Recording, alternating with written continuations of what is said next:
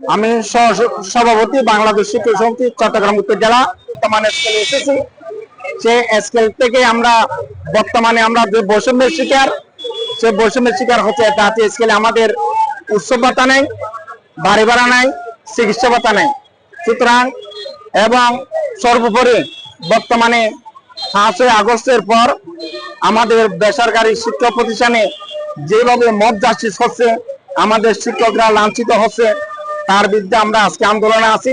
এই মহাসমাবেশ থেকে কর্মসূচি ঘোষণা করা হয়েছে আগামী 17 মের পূর্বে যদি আমাদের সুনির্দিষ্ট দাবিগুলি মেনে নেওয়া হয়, অর্থাৎ জাতীয় স্কেলে আমাদের যদি পূর্ণাঙ্গ উৎসব ভাতা, চিকিৎসা ভাতা, বাড়ি ভাড়া, শিক্ষকদের আপনারা ভাষা বুঝুন, শিক্ষা ব্যবস্থা জাতীয়করণের জন্য দ্রুত ব্যবস্থা নিন। শিক্ষা প্রতিষ্ঠানে যে মব জাস্টিস হচ্ছে, সে মব জাস্টিস দ্রুত বন্ধ করুন।